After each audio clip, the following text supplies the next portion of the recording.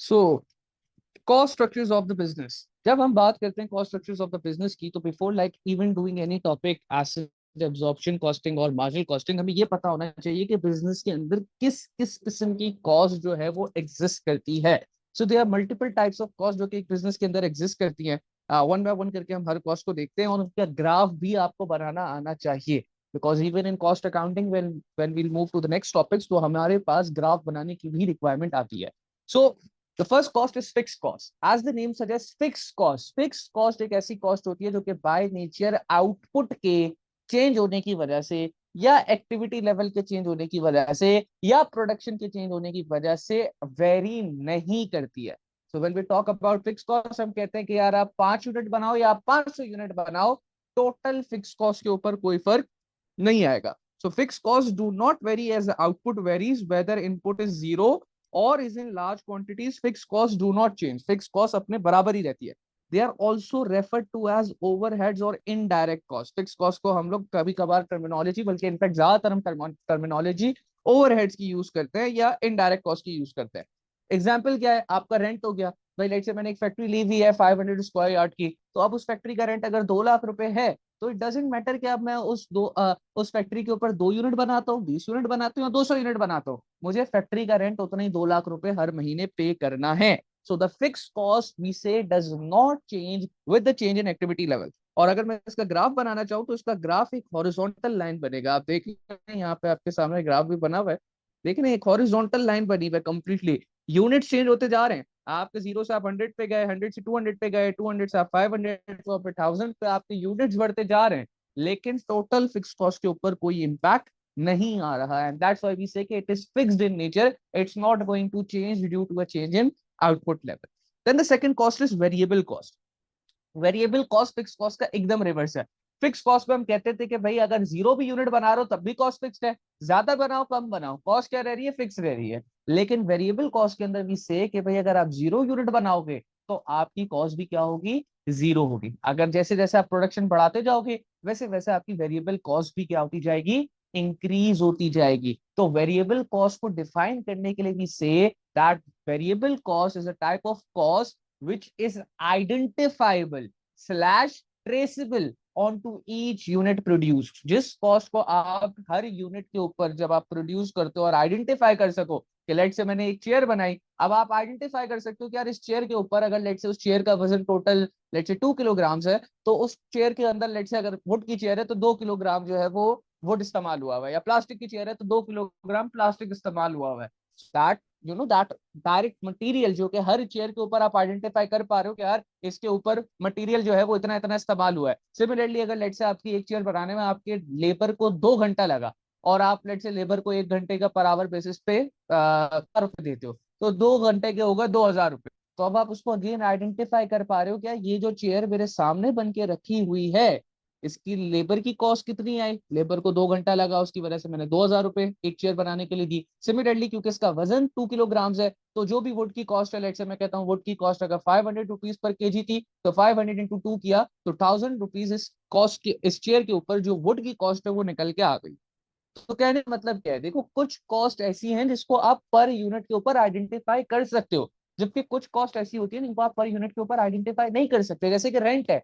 अब रेंट या आपका इलेक्ट्रिसिटी का बिल है, अब लेट से ठीक है चेयर जब बन रही थी तो उसमें कुछ कटिंग वटिंग हुई होगी जिससे शायद इलेक्ट्रिसिटी को कंज्यूम किया हो, but how is that possible for me to actually determine कि भाई एक कुर्सी बनाने पे कितनी इलेक्ट्रिसिटी लगी है या एक कुर्सी बनाने पे कितना ही रेंट का खर्चा लगा है, आई कांट, मैं नहीं कर सकता ये काम। So that is why we say कि कुछ कॉस्ट जो कि एक यूनिट के ऊपर आइडेंटिफाई नहीं करी जा सके, those are fix cost, and जो कॉस्ट ईच यूनिट के ऊपर आइडेंटिफाई करी जा सके that variable cost. Variable cost जब प्रोडक्शन जीरो है तो वेरिएबल कॉस्ट भी क्या है, जीरो है।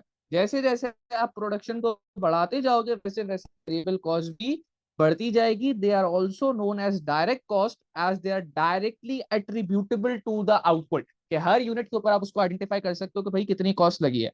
And sum of all variable cost, जब आप अपनी तमाम वेरिएबल कॉस्ट को such as your direct labour की मैंने एग्जांपल दी, मैंने आपको डायरेक्ट मटेरियल की एग्जांपल दी, तो जब आप इन सारी डायरेक्ट कॉस्ट को, जितनी भी एक आउटपुट बनाने के लिए डायरेक्ट कॉस्ट लगी है, अगर आप उन सबको ऐड कर दो तो हमारे पास क्या निकल के आती है, हमारे पास प्राइम कॉस्ट निकल के आ जाती है। So sum of all variable cost is what, it is your prime cost.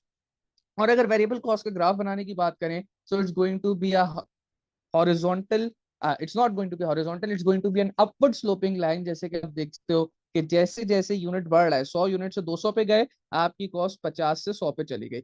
आप 200 यूनिट से 400 सर यूनिट वो पे गए, आपकी कॉस्ट $100 से $150 पे चली गई। तो आपकी कॉस्ट क्या हो रही है? आपकी कॉस्ट बढ़ रही है। सर वो जी, कुछ रिपीट कह रहे कर हैं सकते मुसाफ? हैं? हम्म। जी सर, वो क्या चाह रहा भाई? हूँ वो the sum of all cost वाली बात क्या कह रहे थे आप? मैंने सुनी नहीं। जो भी जो भी आपकी, तो सही से सुनो ना बेटा, जो भी आपकी वेरिएबल कॉस्ट है, जितनी भी वेरिएबल एग्जिस्ट कर रही हैं, अगर आप उन सबका सम करो, लेट से आपकी मटेरियल की कॉस्ट है, अगर वो डायरेक्ट कॉस्ट है, आपकी लेबर की कॉस्ट है, वो भी एक डायरेक्ट कॉस्ट है, तो आप जब इनका सम कर लोगे, तो आपके पास जो कॉस्ट निकल के आएगी उसको हम नाम देते हैं प्राइम कॉस्ट। ये बात आपने करी। एंड देन वी कि भाई जैसे आपको अगर वेरिएबल कॉस्ट का ग्राफ बनाना हो, तो वेरिएबल कॉस्ट का graph is going to be upward sloping line, जिसमें जैसे जैसे आप आउटपुट को बढ़ाते जाओगे, वैसे वैसे आपकी कॉस्ट भी बढ़ती जाएगी।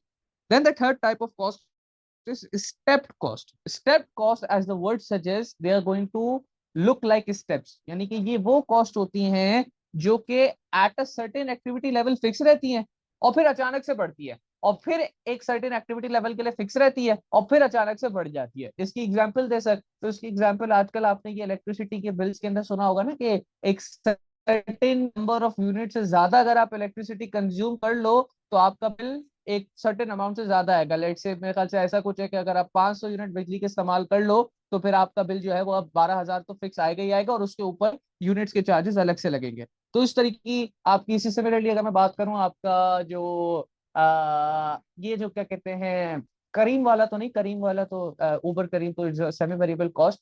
इसी तरीके से अगर और कौन सी एग्जांपल है, आपके पास कभी कभार ना कैरिज कॉस्ट, जब आप सामान शिपमेंट करवा रहे होते हो, तो शिपमेंट के अंदर भी यही होता है। आप अगर जैसे जाओ ना कभी ये ल्यूपर्स वगैरह के ऑफिस में, तो कहो कि मैंने एक कुछ सामान जो है वो शिप करवाना है, और सामान शिप करवाने के लिए अब वो कहेगा कि भाई 5 किलोग्राम तक आपको कितना पे करना है, पांच मतलब आपको कम से कम भी एक सर्टेन अमाउंट जो पे करनी है, तो उसके लिए हम आपका वो कहेगा 5 किलोग्राम का सामान जो है वो क्या कर देंगे, शिफ्ट कर देंगे।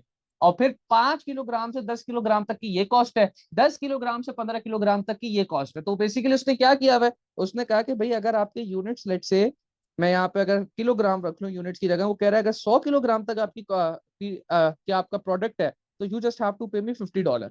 लेकिन जहां आपका आउटपुट या जहां आपका प्रोडक्ट 100 किलोग्राम से बढ़ के 101 पे चला गया, अब वो 101 से लेके 200 तक जो भी रहता है, डजेंट मैटर, 150 भी हो सकता है, 160 भी हो सकता है, 170 भी हो सकता है, हमारी कॉस्ट अब उसके लिए 120 है।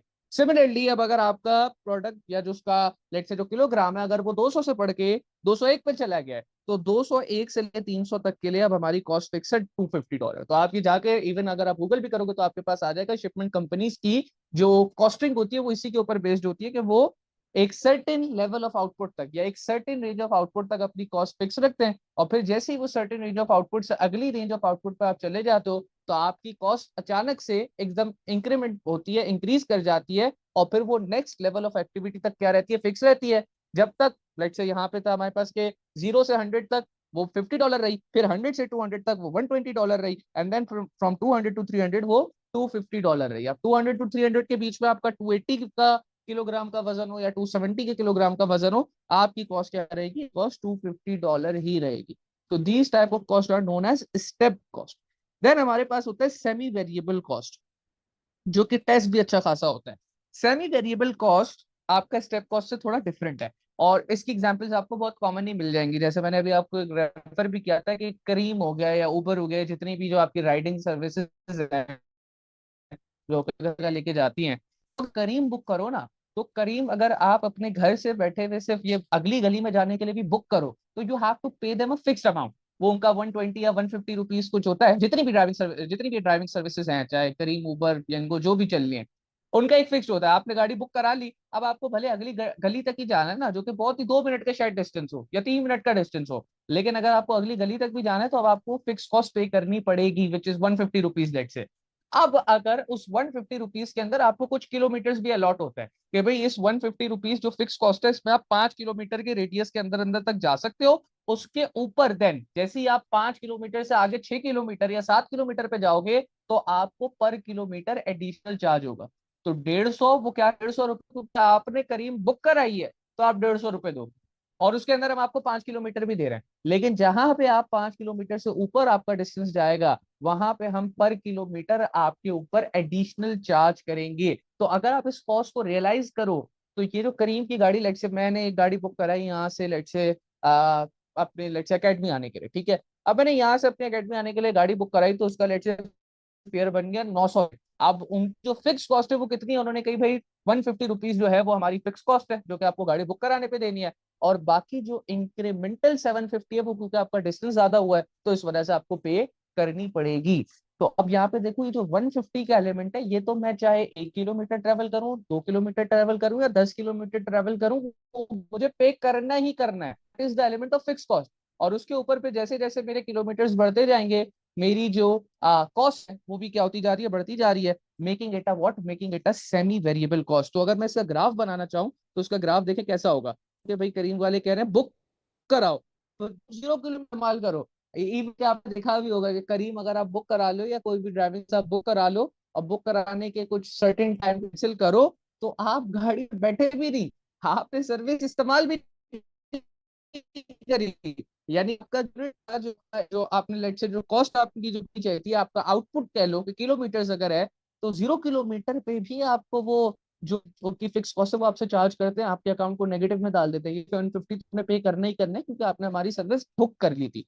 सो that is your fix cost. Even 0 kilometre के ऊपर भी तुमने कुछ ना कुछ कॉस्ट देनी है। और फिर अगर आपने उसको फिर फर्दर यूटिलाइज किया, लेट्स से उसमें बैठ गया और 5 किलोमीटर से आपने ज्यादा डिस्टेंस ट्रेवल किया, तो फिर आपकी जो कॉस्ट है वो क्या होती जाएगी, आपकी कॉस्ट 5 किलोमीटर तक तो देखिए सेम रहेगी, जैसे सेकंड ग्राफ के अंदर, और उसके बाद फिर क्या हो जाएगी, उसके बाद बढ़ती जाएगी। ये जो फर्स्ट एग्जांपल है, इसकी एग्जांपल ज्यादा ये कह लेता हूँ ट्रांजेक्शन चार्जेस है, ठीक है। सेकंड वाली आपका एक करीम उबर वाली हो गई। फर्स्ट वाली हम ये कह लेते हैं कि आपका इलेक्ट्रिसिटी बिल भी हो गया। इलेक्ट्रिसिटी बिल के अंदर इवन अगर आप किसी महीने अपने घर भी जाओ और कोई इलेक्ट्रिसिटी इस्तेमाल ना करो, जीरो की कंजम्पशन पर भी आपका कुछ बिल आएगा, और वो होता है मीटर रीडिंग चार्जेस और इस तरीके के चार्जेस जो कि वो आपसे चार्ज करते हैं। So that is the fix cost. आपने एक यूनिट भी इस्तेमाल नहीं किया, but you have to pay them the cost. और फिर अगर आप यूनिट्स इस्तेमाल करते रहो, तो वो कॉस्ट भी बढ़ती रहती है। एंड सिमिलरली अगर मैं टेलीकम्युनिकेशन की बात करूं, तो वो आपने अक्सर टेलीकम्युनिकेशन कंपनीज ऑफर करती है ना, कि भाई लेट से आपकी जब 0 से लेकर 100 मिनट तक आपको पे करना है अमाउंट, लेकिन अगर आपकी बात 100 मिनट से ऊपर चली गई, तो बस अपने एक से 200 का बस अमाउंट पे करना है, बस आप इतनी। तो आप चाहो कर लो 1000 मिनट कर, 100 मिनट एक्सीड कर लिया, तो 100 मिनट तक की कॉस्ट वेरिएबल है। पर मिनट लेट से वो कह रहे हैं कि हम 1 रुपए 2 रुपए चार्ज कर रहे हैं, ठीक है। और इस तरीके से अगर आप 100 रुपए तक आ जाओ, 100 मिनट तक आ जाओ, तो आप पे आपके साथ कितनी कॉस्ट चार्ज करेंगे, हम 200 रुपए की कॉस्ट चार्ज करेंगे। लेकिन अब अगर आप उससे ऊपर चले जाते हो, यानी कि अब आप फर्दर टेली कम्युनिकेशन मिनट इस्तेमाल कर रहे हो, तो आपकी कॉस्ट क्या होती जाएगी, आपकी कॉस्ट बढ़ती। तो ये हो गया आपका सेमी वेरिएबल कॉस्ट। अब जो सेमी वेरिएबल कॉस्ट के अंदर जो सेकंड एलिमेंट जो आपको चीज समझनी है, वो क्या चीज समझनी है, the second method is high low method समझना है। हाई लो क्या है? हाई लो मेथड के अंदर हम कहते हैं कि भाई आपको latest semi variable cost given है। सबसे सेमी वेरिएबल कॉस्ट एक ऐसी कॉस्ट है जिसके अंदर हम कह रहे हैं कि फिक्स कॉस्ट का और वेरिएबल कॉस्ट का दोनों का एलिमेंट क्या है, दोनों एलिमेंट इंक्लूडेड है। कि एट सर्टेन एक्टिविटी लेवल उसके अंदर फिक्स कॉस्ट है, और फिर उसके बाद वो वेरी भी करेगी डिपेंडिंग अपॉन के वो कौन सा आपका खर्चा है जो आप इंकर कर रहे हो। तो उसके अंदर जो एक मेथड हमें इस्तेमाल करना होता है इन ऑर्डर टू डिटरमाइन, जो सवाल आता है एमसीक्यू आता है, वो आता है कि भाई आपकी सेमी वेरिएबल कॉस्ट जब आप इतने यूनिट्स कंज्यूम कर रहे थे तो एक एक्स वाई जी इतनी अमाउंट थी, और जब आपने उससे ज्यादा यूनिट्स कंज्यूम किए तो फिर वो इतनी अमाउंट है। That you have to hmm determine के भाई इसके अंदर कितना एलिमेंट फिक्स कॉस्ट का है, और कितना एलिमेंट जो है वो use will make use of high-low method. High-low method से लगेगा भाई इसकी बहुत आसान है एप्लीकेशन। हमें अगर दो कॉस्ट गिवन है, लेट्स से ये आपकी क्या कहते हैं सर मैं ट्रांसपोर्टेशन चार्जेस है, उसमें आपके पास, जी कुछ कह रहे हो, क्या कह रहे हो?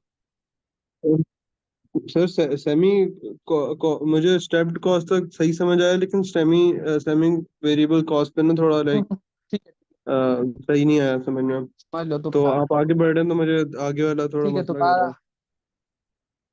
है। तो आपको जो एक भी सवाल हो डेफिनेशन क्लास के इसकी एंड में थोड़ी मुझसे मेक दोबारा, थोड़ी सिंपल हो।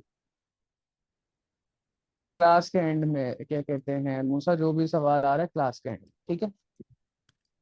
ठीक जो है। भी सवाल हो आपका क्लास के अंदर, मैं दोबारा भी इसको एक्सप्लेन कर रहा हूँ, लेकिन अब जो भी सवाल हो आप क्लास के अंदर।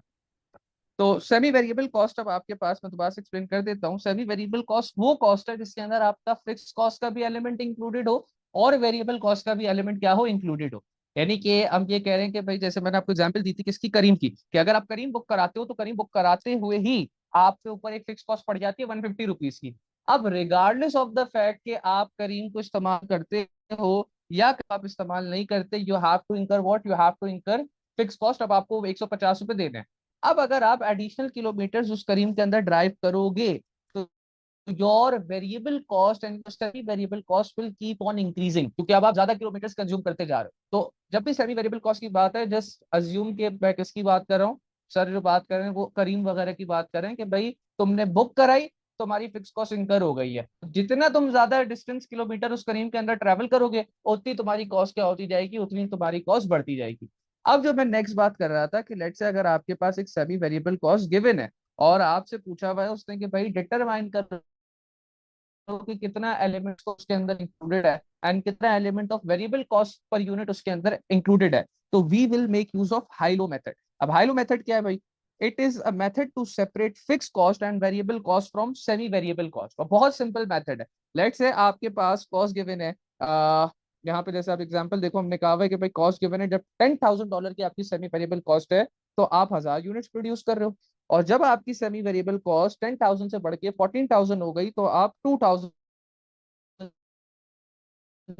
यूनिट कर रहे हो। यानी कि कॉस्ट 1000 की तो 1000 यूनिट्स, जब आपकी कॉस्ट 14,000 पे गई तो आप बना रहे हो 2000 units. Now what is the question, जो कि एमसीक्यू क्वेश्चन है, तो क्वेश्चन में कैलकुलेट करके दो क्या, कैलकुलेट करके दो फिक्स कॉस्ट, या फिर वो कहता है कि variable cost per unit calculate करके दे दो। तो for that we will make use of high low method. और हाई लो मेथड किस तरीके से अप्लाई होता है? in order to calculate variable cost per unit, variable cost per unit calculate करने के लिए I do what, higher cost minus lower cost divided by higher units minus lower units. यानी कि जो आपके हाई कॉस्ट थी, लेट्स से इस example के अंदर 14,000 में से मैं पूछूं कि कौन सी हायर कॉस्ट है, तो obviously it's 14,000। And lower cost कौन सी है? ऑब्वियसली 10,000। हायर यूनिट्स कौन से हैं? 2,000 यूनिट्स। लोअर यूनिट्स कौन से हैं? Obviously 1,000 units. तो हाई कॉस्ट यानी कि 14,000 minus low cost which is 10,000 divided by higher units which is 2000 minus lower units which is 1000। अगर आप कैलकुलेट 20,000 डिवाइडेड बाय 2000 माइनस 1000 डालो तो आपके पास $4 निकल कर आ जाएगा। नाम इसके सर ये हाई मेथड मैंने लगा लिया, बहुत सिंपल सी बात है, नाम के अंदर ही पता चल रहा है करना क्या है। High low method, higher cost minus lower cost divided by higher output minus lower output, मेरे पास निकल के आ गया $4। अब ये $4 रिप्रेजेंट किसको कर रहा है? तो रिमेंबर द पॉइंट कि जब भी आप हाई लो मेथड लगाओगे, in your high low method जो आपके पास ये कॉस्ट निकल के आई है इस केस में $4, that represents your variable cost per unit, कि आपके पर यूनिट की प्रोडक्शन पे आपने वेरिएबल कॉस्ट कितनी इंकर करी है as far as this cost is given. यानी कि जो यहाँ पे गिवन थी ना, वो बता रहे हैं कि जब आपने $10,000 का कॉस्ट इंकर किया और उसके ऊपर 1000 यूनिट्स बनाए हैं, हर यूनिट बनाने पे $4 की वेरिएबल कॉस्ट यूनिट जो है वो आपने क्या करी, incur करी है। अब ठीक है, वेरिएबल कॉस्ट पर यूनिट तो आ गई, तो लेट्स अगर सवाल की रिक्वायरमेंट हो, आपको सेमी वेरिएबल कॉस्ट गिवन हो, हायर कॉस्ट भी है, लोअर कॉस्ट भी है, हायर आउटपुट भी है, लोअर आउटपुट भी है, तो you can just simply apply the method to get the variable cost per unit. लेकिन लेट्स से अगर वो सवाल ये कर ले कि बताओ फिक्स कॉस्ट का क्या एलिमेंट था, तो फिक्स कॉस्ट का एलिमेंट निकालने के लिए यू शुड रिमेंबर कि भाई टोटल कॉस्ट कैसे निकल के आती है। Total cost is very simple, total cost is the summation of fix cost and variable cost. आपके पास जो भी फिक्स कॉस्ट थी, ठीक है, इस 10,000 की जो कॉस्ट है इसके अंदर एक फिक्स कॉस्ट का एलिमेंट है, एक वेरिएबल कॉस्ट का एलिमेंट, सेइंग कि भाई आपकी total cost is equal to fix cost plus variable cost. For semi variable cost, क्योंकि हमने बात कर ली है कि सेमी वेरिएबल कॉस्ट के अंदर फिक्स कॉस्ट भी इंक्लूडेड है और वेरिएबल कॉस्ट भी इंक्लूडेड है, तो we will do what, we will simply do के भाई हम कहेंगे जब हमारी टोटल कॉस्ट $10,000 थी, तो देखिए मैंने टोटल कॉस्ट की जगह क्या इंसर्ट कर दिया, 10,000 इंसर्ट कर दिया। तो फिक्स कॉस्ट हमें नहीं पता, तो आई सेट के भाई हमारी फिक्स कॉस्ट कितनी हो गई, X हो गई। एंड देन उसके बाद मैं कह रहा हूँ कि जो वेरिएबल कॉस्ट थी, जब आपने टोटल कॉस्ट आपकी $10,000 थी, मुझे बताओ नंबर ऑफ यूनिट्स कितने प्रोड्यूस कर रहे थे, वी वर प्रोड्यूसिंग 1000 यूनिट्स। और एक यूनिट की वेरिएबल कॉस्ट कितनी है? एक यूनिट की वेरिएबल कॉस्ट $4 है। तो when I do 4 into 1000, I will get 4000 and ये इक्वेशन क्या बन गई मेरे पास, total cost which was 10,000 is equal to fixed cost which I don't know, so I'll assume it as x plus the variable cost which will come to me as 4 into 1000, that will give me 4000. तो अगर मैं यहाँ से 10,000 4000 को right side of the equation से left side of the equation पे ले जाऊं, so this will simply become 10,000 minus 4,000 which will give the fixed cost as $6,000. अच्छा, अब ये बात आपने याद रखनी है कि जैसे मैंने ऊपर आपको बताया था कि fix cost remains fixed in nature, वो 1000 यूनिट के ऊपर भी $6,000 है, वो 14,000 यूनिट्स के ऊपर कितनी है, 2,000 यूनिट्स के ऊपर भी कितनी है, $6,000 है। अब लेट से मैं आपसे कहता हूं, जो सवाल की रिक्वायरमेंट है, क्योंकि ये एमसीक्यूज के अंदर बहुत ज्यादा दफा ये सवाल आता है। अब लेट से मैं, एक तो हो गया सवाल, आपको उसने हायर कॉस्ट दी, लोअर कॉस्ट दी, और उसने आपसे वेरिएबल कॉस्ट पर यूनिट मांगी, जो कि सबसे आसान है। You just simply apply the high low method, higher cost minus lower cost divided by higher output minus lower output, you get the variable cost per unit. दूसरा step क्या था कि उसने फिक्स कॉस्ट मांग ली, तो फिक्स कॉस्ट के लिए आपने फॉर्मूला का इस्तेमाल किया, total cost is equal to fix cost plus variable cost, जिसके अंदर फिक्स कॉस्ट अननोन थी तो उसको एक्स रखा, टोटल कॉस्ट में मैंने 10,000 रख लिया। अच्छा, कोई बच्चा बोले कि सर मैं 14,000 रख लूं तो कोई मसला है? नहीं भाई, कोई मसला नहीं है, कोई इशू नहीं है, आप 14,000 रख लो टोटल कॉस्ट को, लेकिन what you have to make sure कि अब जब आप जो वेरिएबल कॉस्ट पर यूनिट $4 थी उसको मल्टीप्लाई कराओ, तो जो आपने टोटल कॉस्ट $14,000 दी है वो फॉर 2,000 यूनिट है, तो आप 4 को भी 2,000 से मल्टीप्लाई कराओ। इनफैक्ट मैं आपको साइड में इसको करके भी दिखा देता हूँ। सो लेट्स से मैं कहता हूँ मेरी टोटल कॉस्ट अगर किसी बच्चे ने ली 14,000, ठीक है, या तो वो ये काम कर ले, या वो फिर 10,000 को टोटल कॉस्ट ले ले, या 14,000 ले ले। तो वी कैन से कि भाई टोटल कॉस्ट 14,000 है, is equal to fix cost जो मुझे नहीं पता तो मैं उसको एक्स कंसीडर करूँ, प्लस वेरिएबल कॉस्ट जो कि पर यूनिट तो $4 थी, वो चेंज नहीं होगी। रिमेंबर दैट आपके कॉस्ट अकाउंटिंग के सिलेबस के अंदर we have a fixed assumption कि हमारी वेरिएबल कॉस्ट ने चेंज नहीं होना। वेरिएबल कॉस्ट कौन सी वाली है? अच्छा, अब आप बोलोगे सर आप तो बड़ी कंफ्यूजिंग बात कर रहे हैं, अभी आप ऊपर से कहा के आए कि वेरिएबल कॉस्ट तो प्रोडक्शन के साथ बढ़ेगी, और अभी आप कह रहे हैं कि वेरिएबल कॉस्ट में चेंज नहीं होना। भाई मैं यहाँ पे जो बात कर रहा हूँ ना, I am talking about variable cost per unit, और इसके साथ अपने पास बल्कि नोट बना के लिख लो कि वेरिएबल कॉस्ट पर यूनिट जो है वो चेंज नहीं होती।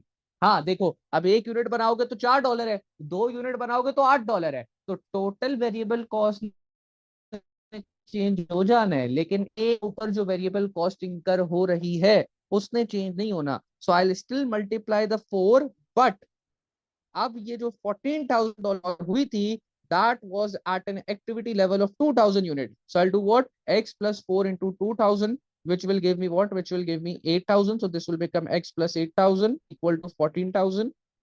8,000 को उधर ले जाओ, माइनस कराऊंगा, तो यू कैन सी के भाई मेरे पास जो फिक्स कॉस्ट निकल के आ रही है वो अभी भी 6,000 निकल के आ रही है। तो समझाने का क्या मतलब है कि आप वेरिएबल कॉस्ट पर यूनिट आपने हाई लो मेथड लगाकर अगर निकाल ली है, तो उसके बाद इट डजेंट मैटर कि आप टोटल कॉस्ट 10,000 लेके आगे कैरी फॉरवर्ड करते हो या 14,000 लेके कैरी फॉरवर्ड करते हो, but the thing that you should remember कि भाई अगर टोटल कॉस्ट जो है वो 10,000 वाली लेके प्रोसीड कर रहे हो, तो वेरिएबल कॉस्ट पर यूनिट उस $10,000 के ऊपर जो एक्टिविटी लेवल था, यानी कि 1,000 यूनिट, उससे मल्टीप्लाई होगी। लेकिन अगर तुम 14 की कॉस्ट को लेके कैरी फॉरवर्ड कर रहे हो, तो जो वेरिएबल कॉस्ट पर यूनिट है जो कि अगेन सेम रहेगा, $4 पर यूनिट निकाला, उसको तुम $14,000 का जो एक्टिविटी लेवल था विच इज 2,000 यूनिट, उससे मल्टीप्लाई कराओगे, और अगर सही काम करो तो देखो फिक्स कॉस्ट सेम ही आएगी, फिक्स कॉस्ट के अंदर कोई डिफरेंस नहीं आ रहा है। चाहे you use the total cost 10,000 or you use the total cost 14,000, the fixed cost remains the same. अब जो एक और थर्ड किस्म का एमसीक्यू के ऊपर आ जाता है, वो क्या आता है, वो कहता है लेट्स से उसने यही वाली कॉस्ट दी हुई है, आगे वो सीधा आपसे कहता है कि एक सेमी वेरिएबल कॉस्ट है, उसने आपको बताया कि $10,000 पे 1,000 यूनिट प्रोड्यूस हो रहे थे, $14,000 पे 2,000 यूनिट प्रोड्यूस हो रहे थे। अब वो आपसे पूछता है determine the semi variable cost, variable cost आठ एक्टिविटी लेवल भी कह सकता हूँ, प्रोडक्शन लेवल भी कह सकता हूँ, आप थोड़ा सा इस वर्ड से फेमिलियराइज हो जाओगे जैसे जैसे आप कॉस्ट अकाउंटिंग के लेक्चर्स लोगे। तो determine the variable cost at activity level of 5,000 units कर लेते हैं, या कम कर लेते हैं, एक काम करते हैं 700 यूनिट्स कर लेते हैं।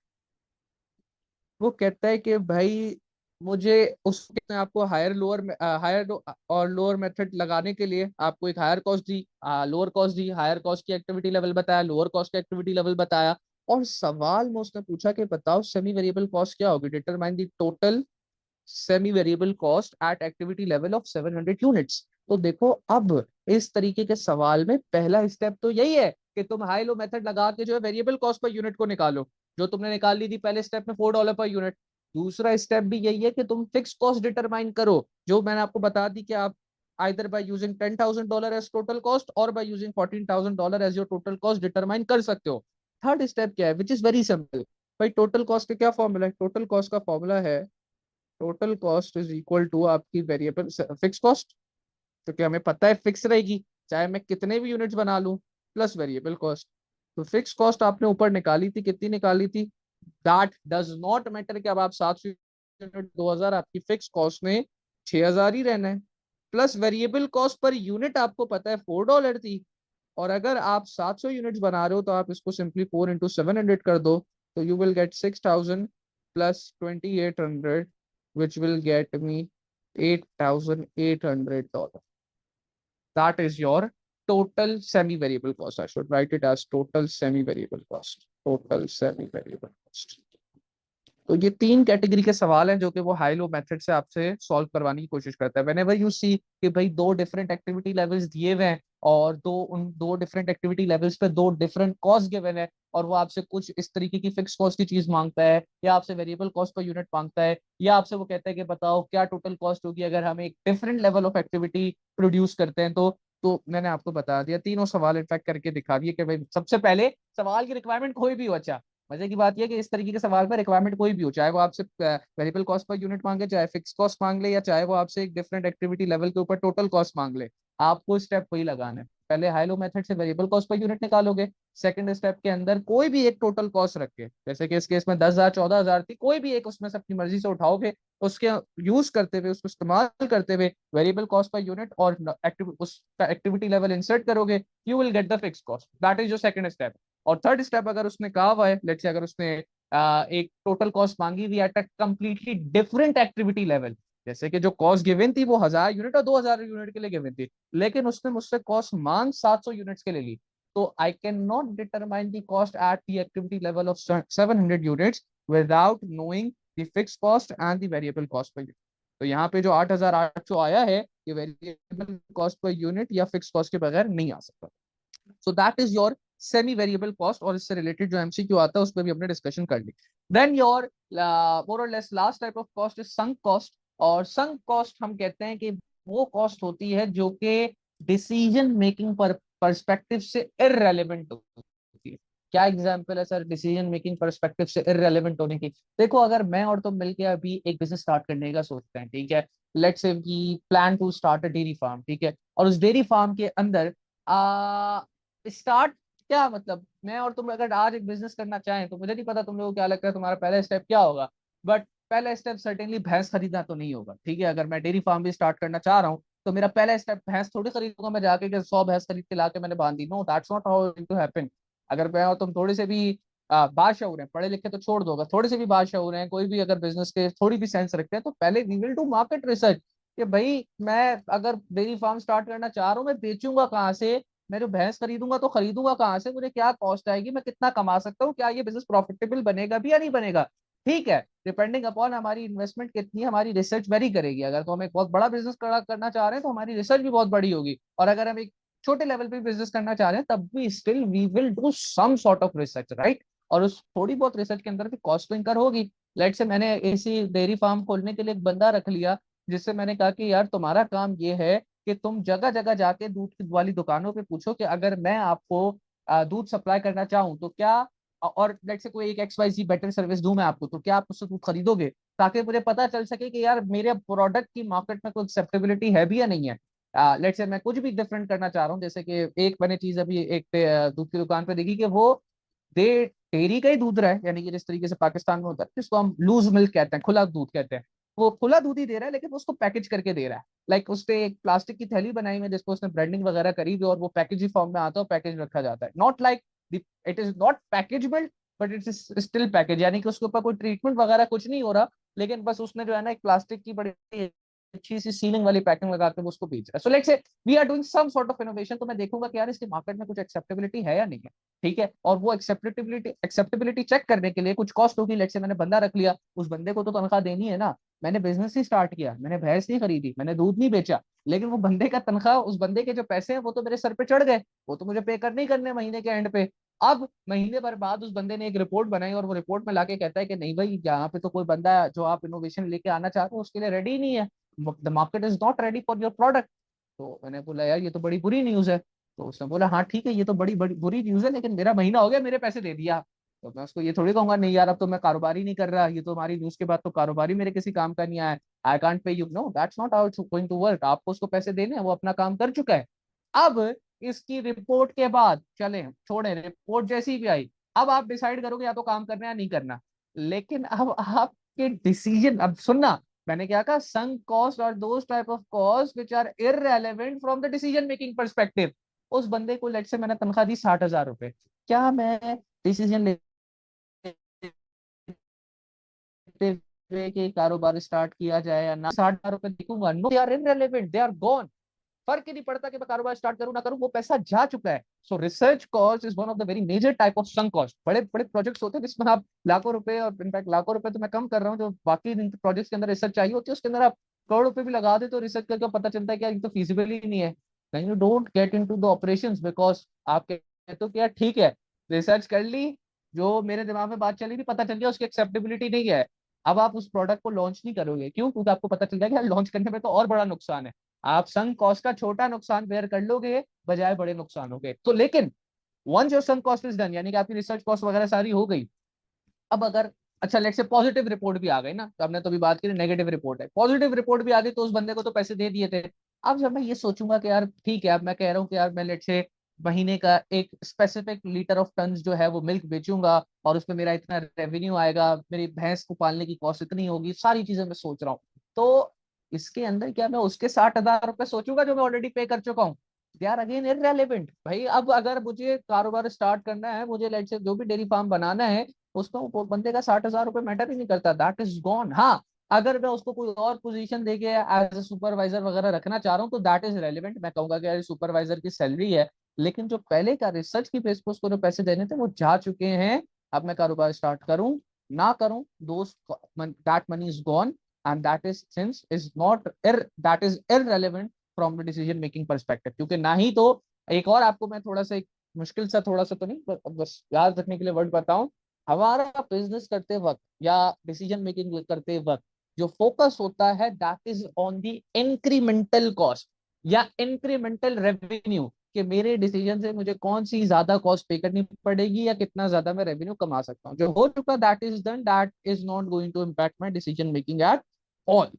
एंड द लास्ट वन, अच्छा ये टाइप्स ऑफ कॉस्ट हो गई। अब अगर मैं टोटल कॉस्ट की बात करूं तो मैंने आपसे ऑलरेडी बात तो कर ली है ना कि total cost is going to comprise of your variable cost and your fix cost.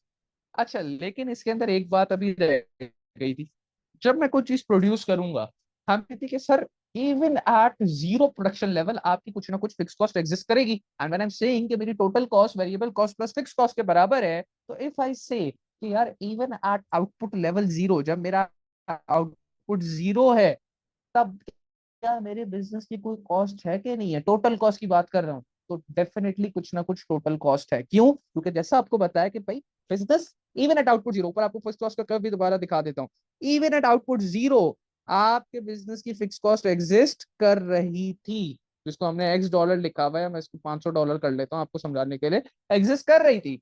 तो अब अगर लेट से मैं 0 यूनिट भी बनाता हूं तो क्या मेरी को टोटल कॉस्ट एग्जिस्ट कर रही है? जी बिल्कुल कर रही है। कितनी एग्जिस्ट कर रही है? एट आउटपुट लेवल जीरो आपकी वेरिएबल कॉस्ट तो जीरो हुई है, लेकिन you are still incurring the fix cost, which means के एट आउटपुट लेवल जीरो आपकी जो टोटल कॉस्ट होती है वो किसके बराबर हो जाती है? वो आपकी फिक्स कॉस्ट के बराबर हो जाती है। मैं लिख भी देता हूं, एट आउटपुट लेवल जीरो, जब आपका आउटपुट लेवल जीरो हो तो आपकी टोटल कॉस्ट फिक्स कॉस्ट के बराबर होती है। And then as you start increasing your output, as you start increasing your activity level, आपकी वेरिएबल कॉस्ट भी बढ़ती है और उसकी वजह से आपकी टोटल कॉस्ट भी बढ़ने लग जाती है। The graph that you should and must remember for total cost is does look like something this. किस तरीके से दिख रहा है टोटल कॉस्ट का कर्व? ये स्टार्ट हो रहा है not from zero, remember this point. Total cost का कर्व कभी भी जीरो से स्टार्ट नहीं होता। टोटल कॉस्ट का कर्व कहां से स्टार्ट होगा? टोटल कॉस्ट का कर्व फिक्स कॉस्ट से स्टार्ट रिप्रेजेंटिंग एंड शोइंग कि भाई even at output level zero business की कुछ ना कुछ फिक्स कॉस्ट थी। जैसे जैसे बिजनेस आउटपुट बढ़ाता गया, बिजनेस की जो टोटल कॉस्ट है वो बढ़ती गई, लेकिन जो बिजनेस की टोटल कॉस्ट बढ़ी है, लेट्स से मैं कह दूं कि ये अगर मैं फिक्स कॉस्ट की लाइन भी बना दूं कि ये बिजनेस की फिक्स कॉस्ट है, तो वो तो फिक्स रही। आउटपुट बढ़ने की वजह से फिक्स कॉस्ट तो नहीं बढ़ रही, तो फिर टोटल कॉस्ट क्यों बढ़ रही है भाई? टोटल कॉस्ट बढ़ रही है purely due to increasing variable cost. तो हम ये कहेंगे कि जो टोटल कॉस्ट और फिक्स कॉस्ट के दरमियान का जो डिफरेंस है, that is your variable cost, जो कि आप जैसे जैसे आउटपुट बढ़ाते जा रहे हो वैसे वैसे बढ़ती जा रही है, and that is also increasing your total cost. So the graphs are also important as far as cost accounting is concerned, क्योंकि कुछ सवालों के अंदर आपसे ग्राफ का इस्तेमाल आगे के चैप्टर्स के अंदर पूछा जाता है। So that was cost structures of the business। हमने इससे रिलेटेड जो इवन पास पेपर का भी एमसीक्यू आता है बड़ा रिपीटेड, उसको भी डिस्कस कर लिया। So next we'll be starting what? Next we'll be starting absorption cost।